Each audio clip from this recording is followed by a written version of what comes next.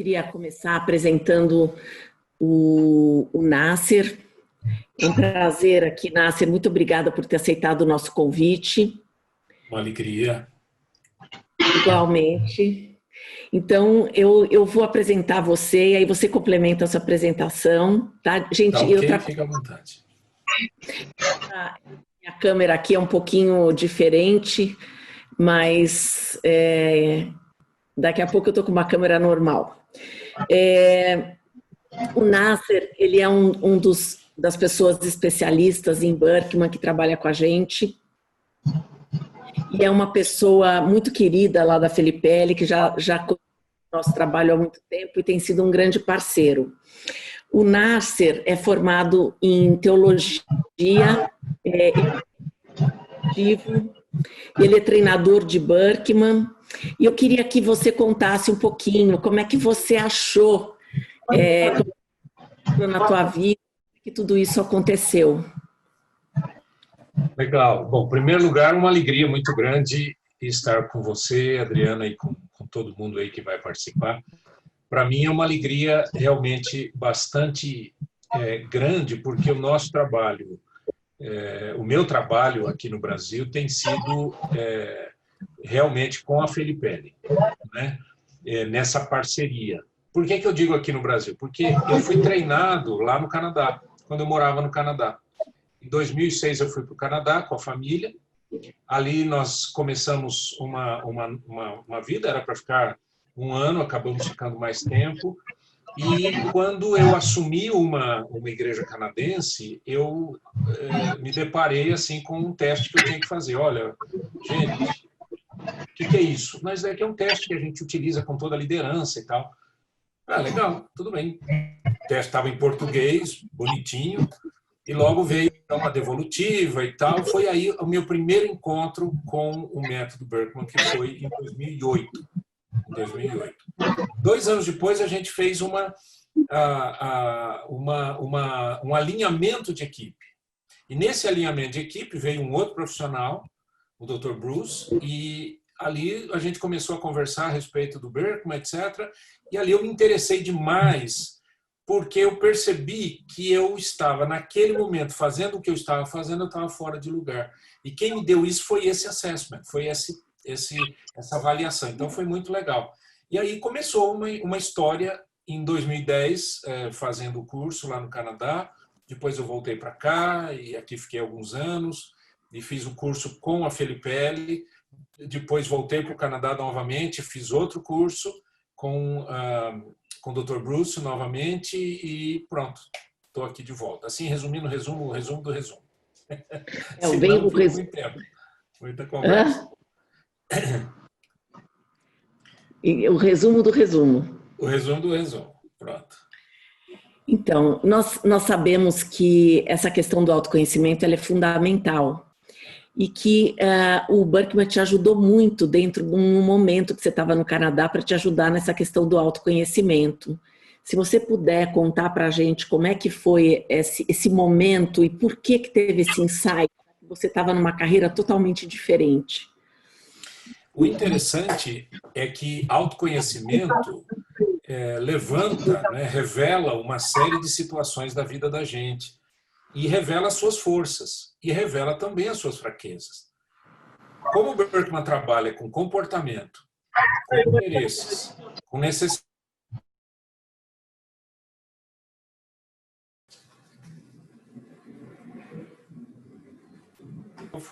Ok. Apertei aqui. Voltou? Áudio voltou? Voltou! Ok. Posso continuar, Adriana? Eu não estou te ouvindo, Adriana, agora. Por alguma razão. Pode, por favor. Pode, por favor. Pronto.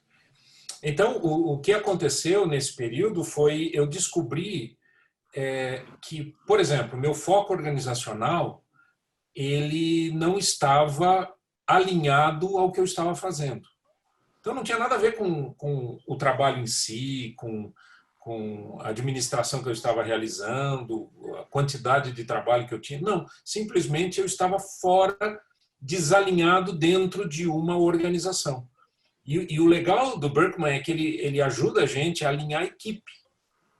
Olha, quem está onde está, o que isso significa, como é que isso daqui pode tirar o máximo, o proveito, o máximo proveito. E eu não estava me sentindo realizado por causa disso, porque eu estava numa posição que não me permitia utilizar as forças que eu descobri com o método Berkman. Eu acho que o Berkman ele fala uma coisa muito importante, que é a necessidade que nós temos, que é diferente do nosso comportamento. Ao mesmo tempo que a gente sabe que as experiências, a forma com que a gente lida, tanto com as nossas informações, do que a gente acha que o mundo é, do que como a gente se vê, e como a gente expressa o nosso comportamento, ele mede coisas diferentes, inclusive a questão do nosso estresse, que é as nossas necessidades não atendidas, né? Sim. Então, sim. Não sei se você pode contar uma parte de como você chegou, né, a compreender esse lugar que você estava, que você precisava se desenvolver para entender essa, não sei se é dicotomia, mas enfim, essas duas coisas que andavam juntas aí na tua área profissional. Então, até tem uma historinha interessante que eu acho que vale a pena. Eu sempre conto para todos os meus coaches e para o pessoal com quem eu trabalho. Na década de 50, na década de 1950, a Ford fez uma pesquisa, e a pesquisa era: que carro você gostaria de ter? E por conta disso, fabricaram um carro chamado Edsel. Ninguém sabe o que é, né? Porque esse carro foi quase que faliu a empresa. Na década seguinte, fizeram uma outra pesquisa com a seguinte pergunta: que carro o seu vizinho gostaria de ter? E fabricaram Mustang. O Berkman trabalha com essa dinâmica do que eu espero do outro, o que eu preciso receber do outro. Então, quando você começa a descobrir como a sua necessidade é importante, você começa a se defender. E isso que é bacana, porque na verdade, eu fiz uma reinvenção de carreira, né? Eu não deixei, obviamente, a minha vida ministerial, nada disso, mas não à frente. E sim, eu comecei a desenvolver um trabalho de coach, um trabalho de consultor do método Berkman, etc., por causa dessa realidade. Eu falei, espera um pouquinho, essa minha necessidade, a minha necessidade não está sendo satisfeita nesse lugar. Por mais bacana que fosse, por melhor que fosse, mas eu não estava me sentindo realizado ali, por conta da falta de necessidades atendidas. E toda vez que a sua necessidade subjacente ela não é atendida, você entra num comportamento sob tensão, um estresse, uma inquietação, um desconforto emocional. E foi aí que começou, então eu comecei a fazer perguntas. Peraí, eu estou no lugar certo, fazendo a coisa certa, do jeito certo?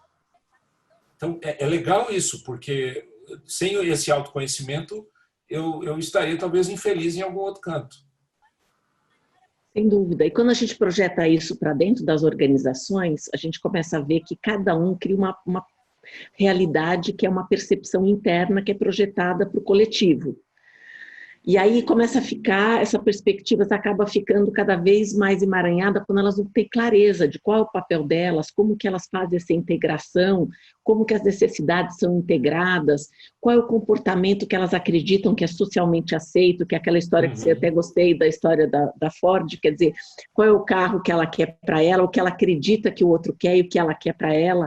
Só que isso dentro da organização ela começa a gerar um enfrentamento de muitas questões divergentes, de incertezas, enfim. E no momento que a gente está vivendo, com tantas coisas disruptivas, como que você acredita que isso possa ajudar com este tipo de conhecimento? Exatamente porque aquilo que eu acho que é o meu trabalho, a minha função, é assim, da mesma maneira que eu defino para mim o enfrentamento dos desafios que eu tenho pela frente, eu passo também a julgar, não deveria fazer isso, mas eu passo também a julgar os outros. Então, aquilo que eu acho que para mim é normal, porque esse conceito normal não existe, mas aquilo que eu acho que é normal para mim, eu passo a achar estranho a ideia do outro.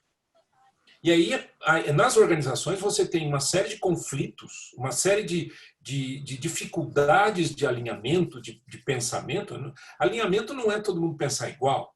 Alinhamento é quando eu começo a respeitar você, que as suas forças são diferentes das minhas, suas fraquezas são diferentes das minhas fraquezas, mas em que todos nós somos absolutamente complexos. Então, quanto mais a gente se descobre, quanto mais você entende a você mesmo, você passa a entender o outro. Fala, pera um pouquinho. Essa pessoa, por exemplo, uma área legal do Birkman é a área de pensamento, por exemplo, um componente de pensamento. Pensamento é tomada de decisão. Quando eu vejo o mundo em preto e branco, preto ou branco, eu tomo decisões rápidas. E eu valorizo essa tomada de decisões rápidas. Mas quando eu vejo as ambiguidades entre o preto e o branco, eu preciso de tempo para tomar de decisões. Agora, você imagina, você bota duas pessoas diferentes numa sala para elas discutirem alguma coisa e chegarem a alguma decisão. Me permite de colocar só... Você me permite de colocar o chart só para explicar melhor, para ficar visual? Por favor, por favor, por favor. Fica à vontade. Porque daí você vai falando e as pessoas vão ficando com mais visual para poder ajudá-las. Legal, legal. Então, esse daqui é o chamado mapa Birkman, é o Lifestyle Grid com descritores. Hoje em dia eles chamam de mapa Birkman, né? Quando o Birkman trabalha com cores, com 4 cores, e que são exatamente são os estilos pessoais. Então, por exemplo, o verde e o amarelo estão em posições opostas porque eles são opostos, mas eles são complementares. O verde é falar, o amarelo é analisar. Então, você imagina uma pessoa que analisa detalhes, processos, números, organização, conversando com alguém da área comercial, por exemplo. Né? Essa ideia de uma pessoa verde é uma pessoa que tem uma característica de persuasão muito grande. O vermelho é o fazedor, é aquele que faz, bota a mão na massa, quer resolver problemas. Ele está em oposição ao azul, que é pensar, criar, inovar. Esses dois precisam também conversar, porque o azul é a pessoa que vai trabalhar mais a estratégia, o planejamento, e o vermelho, aquele que vai executar mais. Então veja como os nossos estilos, e é claro que ninguém é só verde, só amarelo, só azul, só vermelho, mas esses estilos ligados a pelo menos 4 áreas, que são os interesses, que é aquilo que eu gosto, está aqui embaixo, né? O asterisco, o interesse é o que eu gosto. O Birkman mede o que eu gosto, né? Ele não mede se eu tenho capacidade ou não para fazer isso, mas ele mede o meu gosto, a minha preferência. Comportamento social, que é aquilo que eu faço geralmente, todo mundo vê. A minha necessidade, que é exatamente aquilo que a gente estava falando, a minha necessidade motivacional, subjacente, escondida das outras pessoas, e o meu comportamento sob tensão, que é a minha reação negativa, o meu comportamento negativo quando a minha necessidade não é satisfeita. Então veja que interessante, eu posso ter dentro de uma sala de reuniões, numa equipe de trabalho, gente que tem um pouco mais vermelho, outro mais verde, outro azul, outro amarelo. Se tiver assim, excepcional, porque aí nós temos um equilíbrio nessa equipe. Agora, e se eu tenho só verde numa sala para conversar? Só gente que quer persuadir o outro, que quer argumentar, que quer vender a ideia. Vai me faltar a parte estratégica, vai me faltar a parte de execução, vai me faltar a parte de administração. Então, essa dinâmica toda ela acontece num ambiente organizacional importante e que a gente precisa avaliar a pessoa. Quando eu faço uma avaliação de uma empresa, por exemplo, eu digo, bom, vamos primeiro fazer uma devolutiva individual, depois nós vamos fazer aquilo que se chama Birkman Group. Vamos olhar o grupo, vamos ver todo mundo, onde é que nós estamos? Como é que estão os nossos interesses, o nosso comportamento, nossa necessidade e o comportamento sob tensão? Essa é uma área absolutamente resumida do método Birkman, né? E depois a gente tem todos os componentes e assim por diante. Tem muita coisa aí. Como é que você sugere a questão da conciliação quando os interesses são diferentes? Então, eu posso ter... Desculpa, pode falar, Adriana. Em relação à produtividade, às forças das pessoas, para que elas não entrem, que esse acaba sendo o comportamento delas, muitas vezes usual também. Então, como é que a gente trabalha e concatena? E muitas vezes a gente percebe que as pessoas têm necessidades diferentes do que elas mostram no comportamento delas, que é Sim. demonstrado, que é o comportamento usual. Então, o que fica, as pessoas tendem a atender as pessoas pelo que elas veem, que é o comportamento usual. E aí a necessidade dela não atende. Como é que é essa divergência? Como é que você sugere lidar com isso no dia a dia? Porque é o que a gente vê, né? O que eu mostro nem sempre é o que eu preciso. Nem Sim, sempre. Às vezes pode ser parecido. Então existe isso. um mito aí que a gente precisa destruir. E esse mito é: se eu tratar você como você me trata, a gente se comunica. Não. Porque a minha necessidade pode ser absolutamente diferente daquilo que eu estou mostrando para você. Por exemplo, há um componente chamado estima, que é quando a minha estima, como a minha estima é afetada na conversa com os indivíduos. Então, se eu estou conversando com uma pessoa, eu posso ir direto ao ponto, eu posso ser uma pessoa absolutamente direta, mas a minha necessidade é de sentir respeito em troca. Como é que eu vou sentir respeito se aquilo que eu estou mostrando a pessoa acha que é o correto?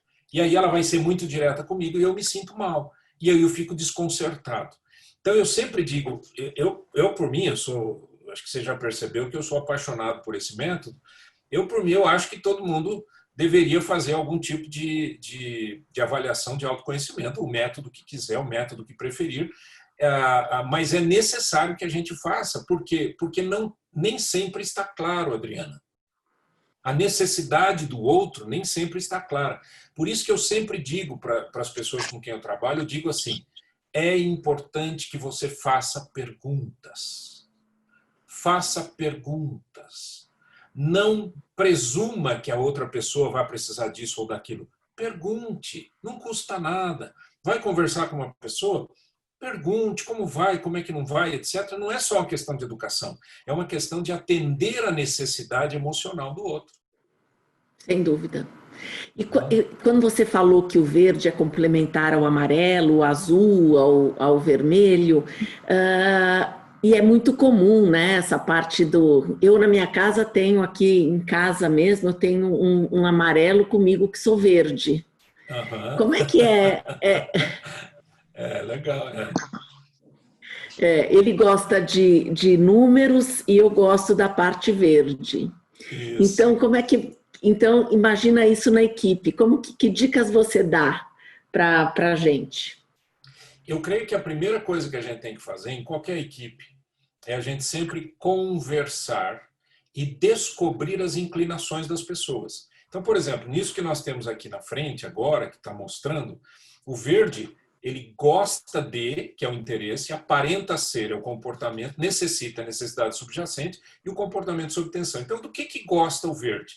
De vender, promover, persuadir, motivar, ensinar, vender de modo geral. Né? A gente diz, é uma pessoa mais da área comercial.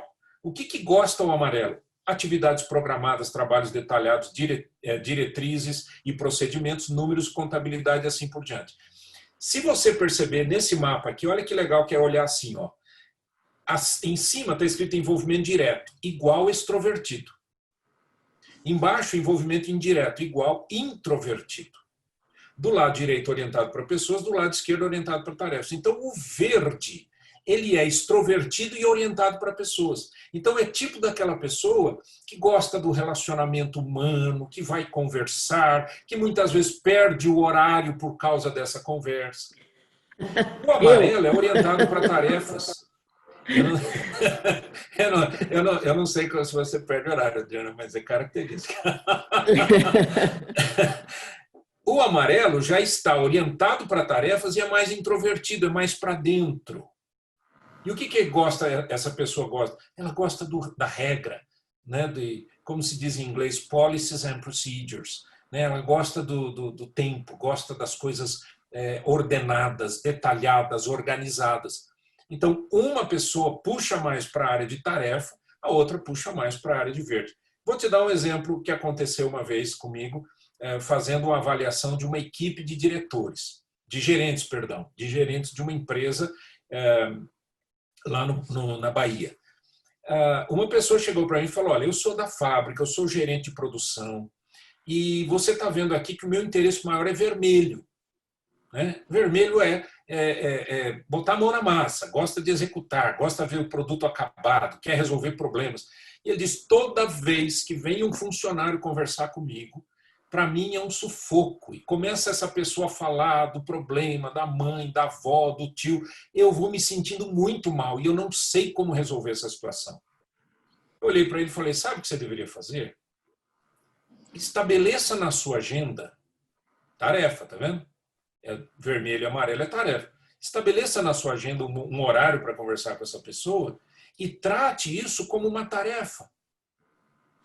Estabeleça lá, eu vou conversar com você por 15 minutos, por meia hora. E aquilo é uma tarefa para você. Então, naquele momento, você se entrega àquela conversa. Ele falou, puxa, mas isso resolve o meu problema. Eu falei, pronto, tá aí. Então, tem certas coisinhas que vão nascendo, né, de uma avaliação que são fenomenais, são lindas. E resolve um monte de problema, né, Adriana?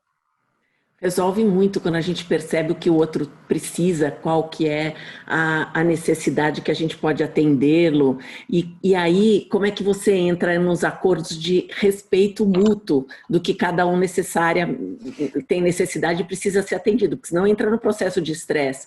Só que nesse momento, qual que você acredita, nesse momento que a gente está vivendo aqui da pandemia, da nossa reclusão, das incertezas, que é o perfil que mais está sofrendo?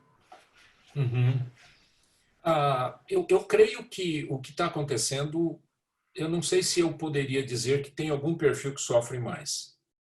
Eu acredito que o amarelo sofre por falta de certezas. Sim.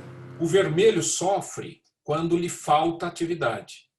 O verde sofre por falta de interação social. E o azul sofre porque ele não consegue fazer planejamentos e programações, porque tudo é muito VUCA, né? Volátil, incerto, complexo e ambíguo. Márcia? Oi? Márcia? Deixa eu ver se eu tiro aqui. Então, eu creio assim, eu creio que há uma complexidade bastante intensa, mas que cada um vai sofrendo de acordo com o seu próprio perfil. 2 ovos, né? Não sei se eu respondi. Respondeu sim. Adriana. Respondeu sim. O que a gente percebe muitas vezes, e não, eu achei muito legal o que você falou, porque na verdade coloca bem o que é a falta de cada um. Ou seja, nós estamos vivendo um momento que é desconfortável para todo mundo, de formas diferentes. Todo mundo está conseguindo ser afetado ao mesmo tempo. Essa é uma percepção. Inclusive, muitas das pessoas estão se sentindo, vivendo sob tensão. Né? Onde você vê muitas pessoas que estão mais impacientes, onde você vê, por exemplo, cada um do que está colocado aqui sob tensão, que a gente percebe muito nas equipes, né? Onde você começa a ter o que não é o melhor de cada um, porque você começa a ter um que é mais distraído, outro que é mais impaciente, outro que quer tentar controlar pondo mais regras porque está sentindo que está perdendo a rédea da situação. Sim. O azul que tem as questões não convencionais, e aí você não constrói algo positivo para si. Então a gente teria que desestressar, né? Não sei se você tem alguma dica para contar para a gente, porque o que seria um desestressar? Seria eu dar a necessidade dele atendida, ou seja, dar o que as pessoas precisam para eu voltar para o meu controle, para eu voltar para a minha situação, então eu tenho que dar mais aprovação para e necessariamente é por aí que você iria... Exato, eu creio que o que você falou é o que eu tenho procurado ajudar as pessoas a compreender. Porque o que acontece? Quando eu estou estressado, quando eu não estou legal, quando eu não estou bem, então vamos imaginar o verde. Aqui, uma definição é que o verde sob tensão se distrai facilmente, desconfia dos outros, torna-se autoritário, não segue o planejamento. É claro que isso daí você divide em 11 componentes, você vai descobrir onde que pega a coisa. Mas vamos imaginar a pessoa está muito distraída, está muito perdida e etc. A tendência de todos nós, Adriana, é trabalhar para resolver o problema do estresse. E, na verdade, o que a gente deveria fazer é o que é que eu preciso que não está acontecendo. O que é que eu preciso? Porque necessidade é necessidade, não é gosto. Eu preciso, sem aquilo eu passo mal. Então, o que precisa o verde? Ele precisa de, por exemplo, aprovação individual. Imagine uma pessoa, um verde, que não tem aprovação individual. Como é que ele se sente? Se sente mal. E aí eu digo, faça pergunta para o seu chefe. E aí, chefe, estou indo bem? Estou no caminho? Era exatamente aquilo que você tinha pedido? Pronto, resolve o meu problema dessa angústia, dessa falta de interação, de aprovação, de reconhecimento. Né? O verde tem uma característica, por exemplo, de competitividade muito grande. Então, ele está sempre competindo, está sempre querendo ganhar alguma coisa. Né? Vai da brincadeira com as crianças até o trabalho. Vai de uma conversa com o marido ou com a esposa e tentando ganhar alguma coisa. Quer dizer, é o tempo todo, há uma competitividade. Só que é uma competitividade saudável. Quando isso começa a diminuir, começa a ficar absolutamente no deserto, essa pessoa começa a ter uma reação ruim. E essa reação ruim, muitas vezes, acaba sendo uma reação de isolamento, ou de distração, ou o que seja.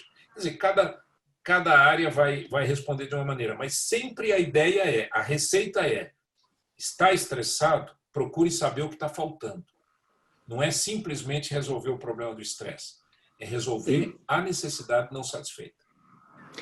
Eu vou te fazer uma pergunta, enquanto isso eu vou pedir para as pessoas escreverem no chat as perguntas que vocês gostariam de fazer para o Nasser. Enquanto isso, eu queria te fazer mais uma pergunta, enquanto eles formulam as perguntas deles, tá? Pois não.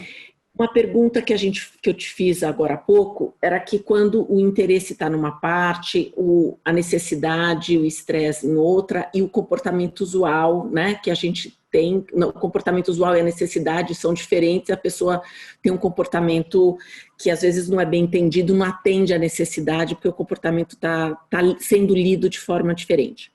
Agora, imaginando que a gente tem um triple... né, o interesse, o comportamento usual e a necessidade estão todas no mesmo quadrante. Okay. Como é que você interpretaria o triple green, o triple red, o triple amarelo, o triple blue, enfim? É uma pergunta fenomenal, porque o que isso mostra é que, número 1, eu faço o que eu gosto. Se o meu interesse está no verde e eu atuo no verde, que é o melhor dos mundos, né? Eu faço o que eu gosto, essa é a primeira coisa. Segunda coisa é que aquilo que eu faço, que é o meu comportamento, é lido melhor pelas pessoas, porque as pessoas, quando elas... Porque essa empatia que a gente tem, né? Essa empatia, os neurônios espelho, aquela coisa toda importante, a empatia acaba fazendo com que, de alguma maneira, eu tente dar para aquela pessoa aquilo que eu estou vendo dela.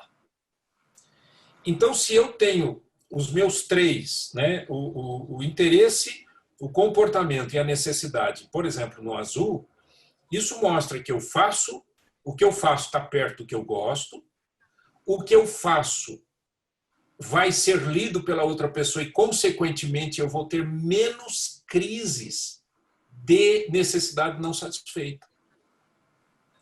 Obviamente, nós estamos falando aqui, nesse mapa, é genérico.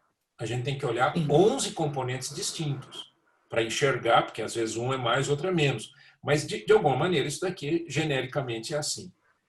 Né? Então, tem gente que quando eu estou dando a devolutiva, a pessoa pergunta assim, e o que é o certo aí? Eu falo, não tem certo. Mas o que é o melhor? Não tem melhor. Tem você.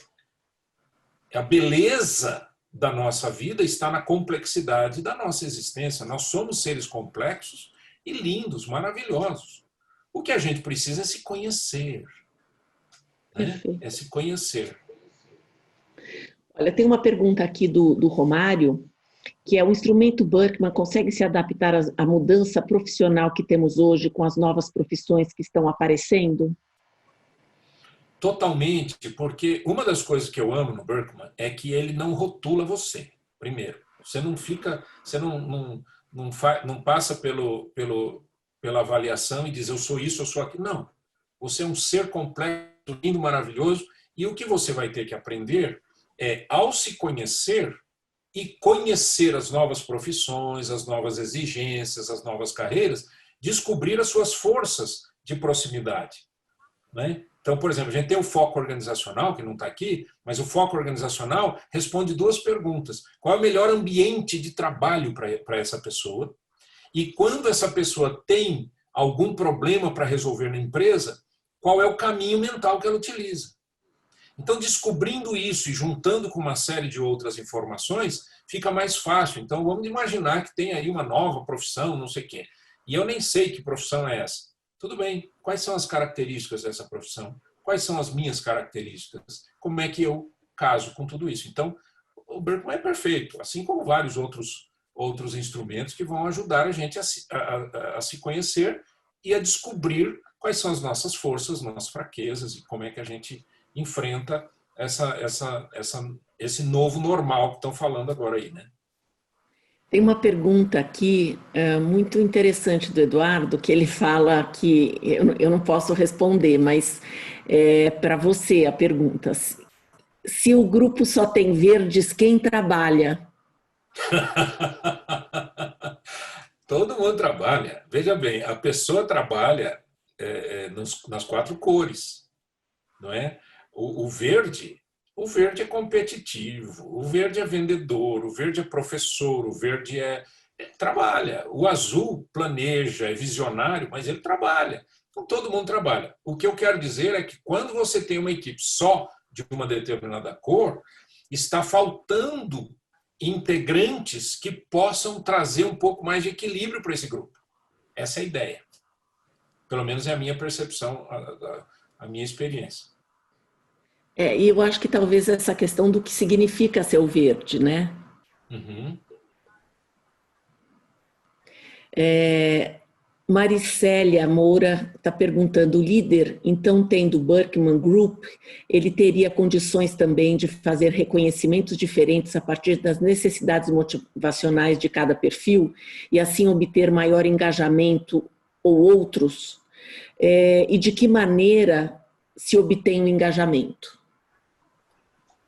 Eu costumo dizer que quando você passa a conhecer a outra pessoa através de um instrumento de alta performance, que é o caso do Birkman, você sabe que botão que se aperta e que botão que você não aperta. Por exemplo, se a gente fizer uma lista das necessidades de cada integrante de uma equipe, só das necessidades de cada um, em cada um dos componentes interrelacionais, você começa a descobrir que aquilo que motiva um não motiva o outro. Aquilo que é importante para um não é importante para o outro. Então, cabe ao líder fazer uma leitura absolutamente dedicada, né? As coisas têm que ser estudadas, têm que ser trabalhadas, tem que gastar tempo, e descobrir exatamente quais são os pontos que são necessários para aquela pessoa. Quando a gente fala em ponto necessário, significa que se você satisfizer essa necessidade, essa pessoa produz mais. Sim. Vai gerar muito mais lucro, vai gerar muito mais produtividade em qualquer área que ela esteja. Mas se naquela área, aquela pessoa ela não tem atendidas as suas necessidades, ela se torna sempre uma pessoa em estresse. Uma pessoa, não é um problema e nem um mau trabalhador, de jeito nenhum, mas é uma pessoa que vai sofrer mais. E não haveria necessidade disso. Então, seria muito legal exatamente o líder fazer um estudo, não é? Quando eu faço o Birkman Group, eu coloco, por exemplo, eu pego aqui o Lifestyle Grid, como que a gente está vendo aqui essas quatro cores, e coloco o asterisco de todo mundo, onde que está. Aí, num outro slide, eu coloco o losango de todo mundo, o comportamento. Depois eu coloco a necessidade de todo mundo. Você olha, Tá vendo aqui? O que é importante para você não é importante para esse. O que é necessário para esse é para aquele não é. Então, essa leitura tem que ser aprofundada pelo líder da equipe. Perfeito. Você tem alguma dica de conciliação dos interesses? Interesses são interessantes, porque interesse é aquilo que eu gosto. Então, o Birkman tem 10, ele avalia 10 áreas. É como se ele fizesse uma pergunta. Se só existissem essas 10 áreas de atividade e todas elas recompensassem da mesma maneira, quais que você preferiria? Então, eu encontrei vários casos, por exemplo, de gente que trabalha com números e o interesse em número é muito pequeno. É verdade. A régua, por exemplo, é de 1 a 99. Abaixo de 50, 40, 50, abaixo disso, são pessoas que têm um interesse tão pequeno naquela área que elas até querem evitar. Então aí a pessoa me faz essa pergunta, ela me diz, e daí? Mas eu trabalho com isso. Nós não estamos falando que você não sabe, que você não estudou, que você não faz bem feito. O que o Birkman está dizendo para você é que você não gosta disso como você gosta daquilo. Acima de 80 é um interesse altíssimo. Acima de 90, eu não posso viver sem.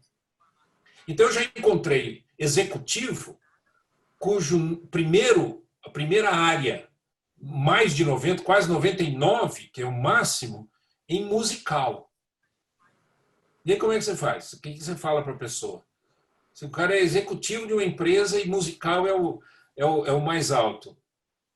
E o musical tem uma característica interessante. Além do gosto pela música, por ouvir, por apreciar a música, ele tem um componente, porque ele é azul, ele tem um componente de harmonia de relacionamentos. Então, sim, veja que quanto mais você vai estudando, mais você vai vendo que aqueles interesses, eles podem estar no trabalho, mas eles podem estar também num hobby. E aí eu perguntei para esse executivo, e daí? Ele disse, eu não posso viver sem música, eu tenho meu instrumento em casa, eu descanso tocando. Pronto, resolvemos o problema. Perfeito. Por que é que o interesse dele é tão alto naquela área? Muito legal. Eu tenho uma outra pergunta aqui da Camila, que ela está perguntando se o Birkman consegue apontar desvios de comportamento como possibilidades de roubo, por exemplo. O Birkman não trabalha valores e nem caráter.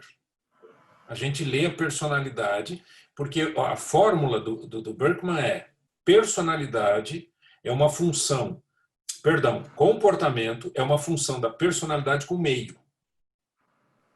Comportamento é uma função da personalidade com o meio. Personalidade, aqui nós estamos falando de interesse e necessidades que estão ocultos das pessoas. E o meio onde eu vivo, que eu faço, etc.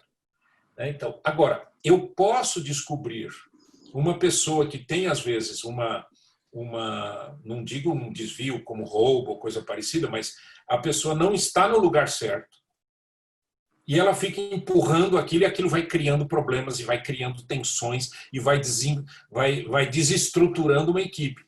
Aí sim. Agora, o caráter da pessoa, eu sempre digo, aí é um outro lado da moeda que não está na jogada aqui de um instrumento como esse.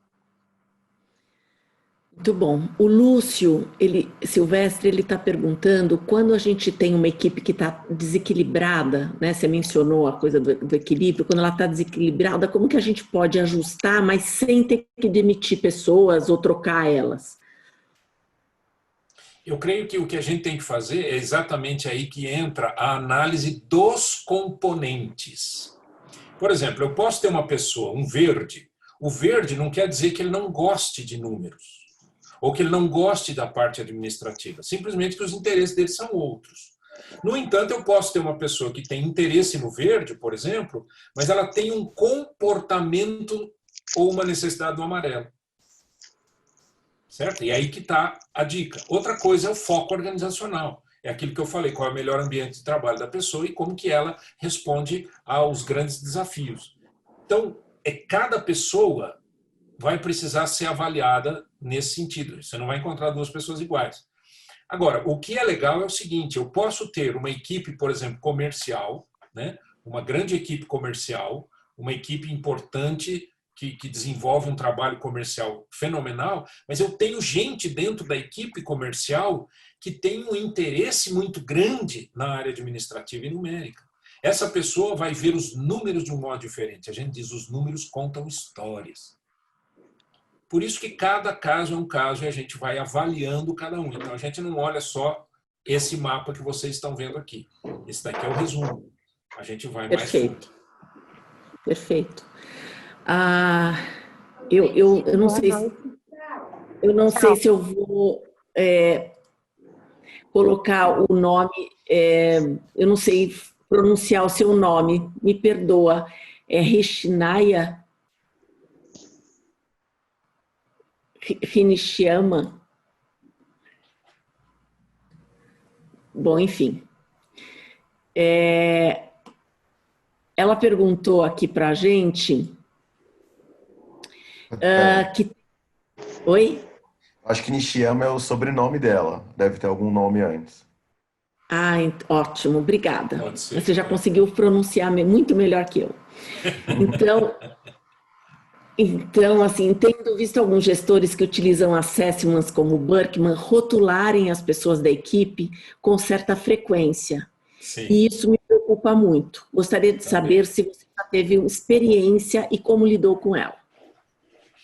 A primeira coisa que eu digo para os meus clientes, nós não rotulamos pessoas com Birkman. Não, eu sou verde. Você é verde em que área? Aí. E outra coisa, nos seus componentes, onde que você está? Você dá mais ênfase nisso ou naquilo? Então, a tendência do ser humano, nós todos, a gente tem uma tendência muito grande de sintetizar as coisas e a gente gosta disso. E outra coisa que a gente gosta é de construir modelos ou seguir modelos.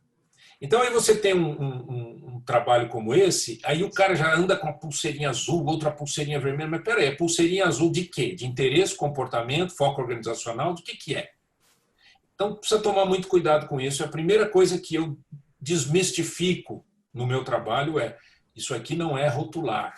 E não saia dizendo que você é isso ou você é aquilo, você é essa cor ou aquela cor.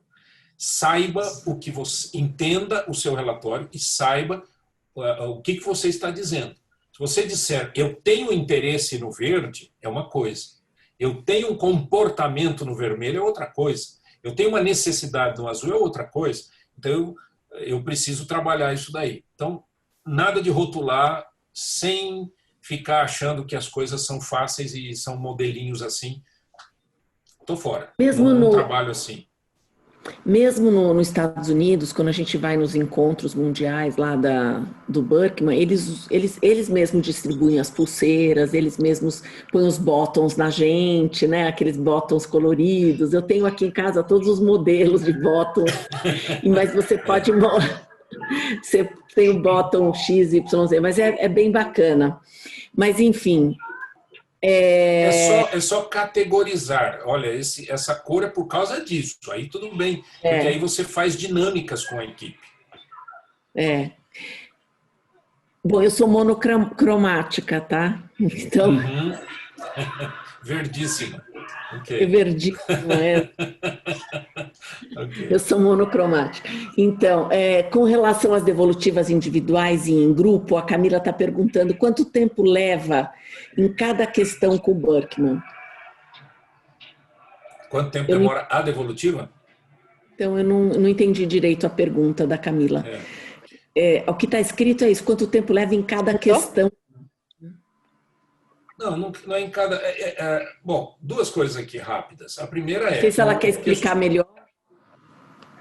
A pessoa pode querer explicar melhor. Mas duas coisas importantes. O questionário Birkman são 298 perguntas e a pessoa vai sentar na frente do computador e vai demorar 40, 45 minutos para responder. Por que bastante? Exatamente para você não controlar o teste. Agora, a devolutiva vai de 1 hora a 1h30. Pode ser 1 hora, pode ser 1h30, pode ser até menos. Já encontrei gente que... Porque vai muito do interesse da pessoa. Né? Tem gente que não se interessa, não quer saber, você vai falando, a pessoa quase dorme na sua frente, porque é muito conteúdo. Então É eu vou verdade. perguntando mais, eu vou abrindo um pouco mais, eu vou deixando a pessoa contar uma história e assim por diante. Mas a devolutiva é mais ou menos isso mesmo. Muito bem. Tem uma pergunta aqui do Gustavo Tavellini. Como profissional que atua com desenvolvimento humano, percebo a dificuldade das pessoas em se conhecer. Qual o impacto em se aplicar uma ferramenta tão completa em pessoas que não se conhecem? O impacto é o melhor possível. Melhora a produtividade, diminui o turnover, melhoram os relacionamentos, resolvem-se os problemas de conflito, alinham-se equipes, alinham-se carreiras, né? Alinham-se as carreiras, às vezes até uma mudança de carreira, aposentadoria, tudo isso um método como esse te ajuda. Então ele é fundamental, ele vai trazer assim um crescimento imenso. Esse é tipo do investimento que todo mundo deveria fazer. Todo mundo. Marido, mulher, todo mundo deveria fazer. Porque é fenomenal. Quando você vai descobrindo essas coisas, você para de ficar rotulando as pessoas, você para de ficar julgando as pessoas e você vai trabalhando com muito mais equilíbrio e bom relacionamento. E isso que é legal. Muito bom. Tem uma última pergunta aqui da Maricélia, que é todas as pessoas têm as 4 cores? Se a gente estiver contando com esses 4 símbolos que a gente tem aí, não. Não é? Porque são 3 símbolos, na verdade, porque o círculo e o quadrado andam juntos.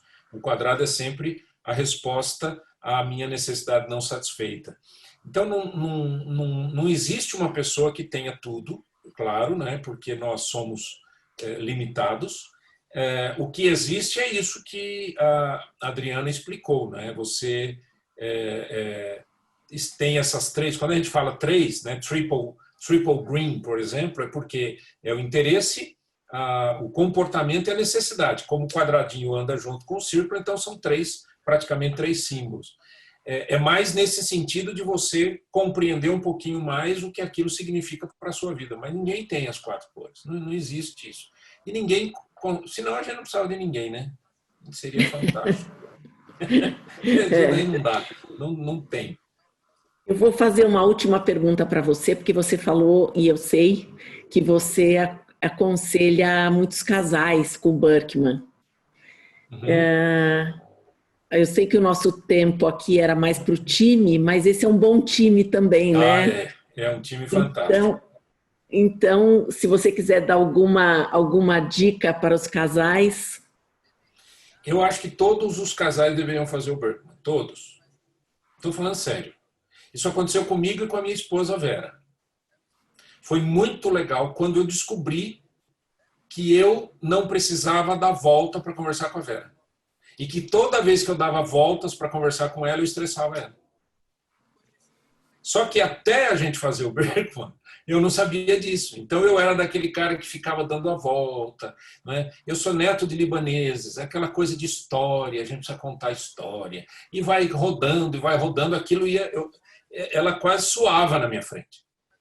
Quando eu descobri que ela precisava que eu fosse mais direto, e que fosse direto ao assunto, que aquilo não criaria um problema para ela, pelo contrário, nossa, foi libertador. Isso eu estou falando de um componente.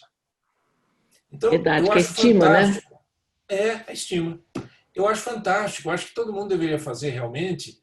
É um investimento para a vida. Primeira vez, Adriana, que eu fiz o Birkman, que foi em 2008, eu perguntei para mim mesmo, onde que isso estava 20 anos atrás? Eu deveria ter conhecido isso. E olha que o Birkman tem 70 anos de idade, né? Eu poderia ter conhecido mesmo. Mas realmente foi uma mudança na minha vida fenomenal, e até hoje. Né? Se conhecer uma jornada sem fim, mas ela é muito boa, né? Eu sempre falo que é igual casca de cebola, a gente vai tirando uma, você acha outra, vai tirando uma, você acha outra, e a gente não para desse conhecimento, né? Você sempre tem coisas para se conhecer, mesmo nos próprios instrumentos. Por exemplo, quando eu passo algum tempo, eu faço de novo, eu tenho um outro olhar sobre mim.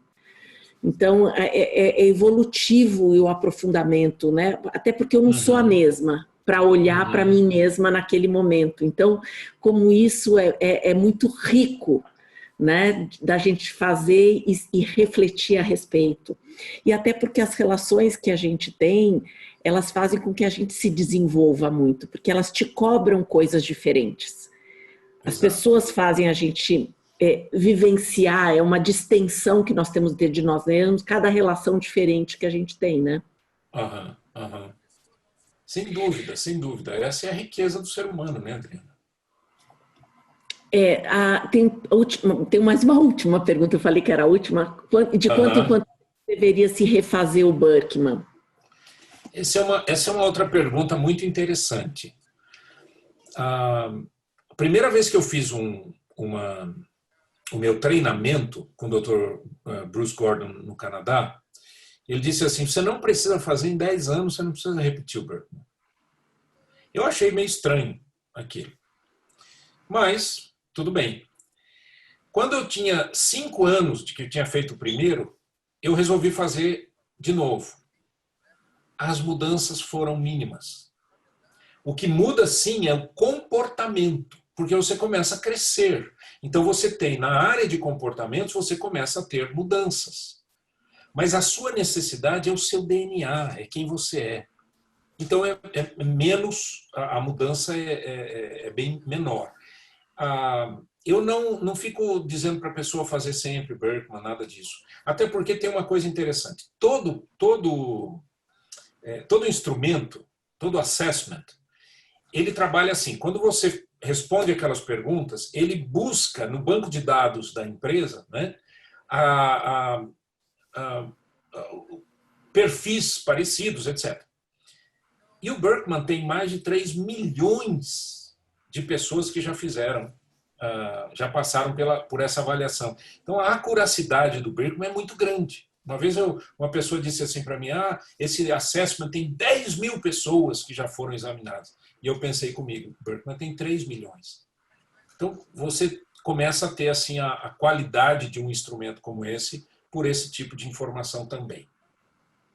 E também tem alguns momentos que as pessoas passam, que daí você tem alguma modificação pelo estresse que elas estão vivendo, por alguma situação, enfim. Então depende muito, né? Quando a gente fala do MBTI, ela é para a vida, né? Ele é para a vida, embora às vezes as facetas, a forma com que você expressa as facetas é diferente. Quando você tem inteligência emocional, é 1 ano e meio, 2 anos, porque é mais situacional. Então depende muito da origem de cada um dos instrumentos, ele vai ter uma recomendação, não é mesmo? Perfeito.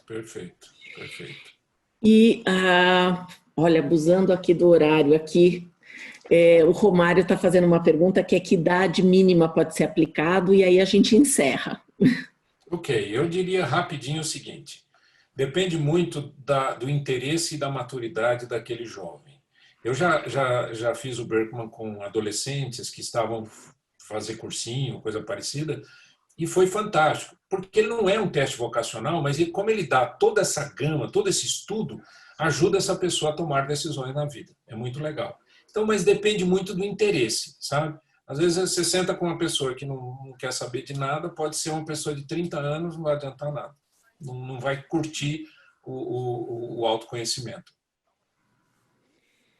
Nasser, muito obrigada pelo aprendizado que nós todos tivemos hoje com você, pela forma objetiva, enriquecedora que você passa os conhecimentos. Então, agradeço muito, agradeço a todos os que puderam se dedicar a esse tempo aqui de estar com a gente.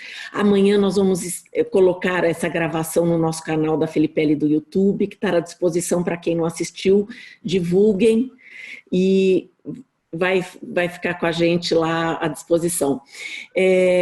Nasser, não tenho palavras de novo para agradecer teu tempo aqui com a gente. Alegria minha. Muito prazer, viu? Muito obrigada. Obrigado a você, Adriana. Obrigado a Felipelli. E essa nossa parceria, ela tem sido fenomenal e tem ajudado tanta gente. Então, isso que é o mais legal. Muito obrigada. Boa noite a todos. Boa noite. Tchau, tchau.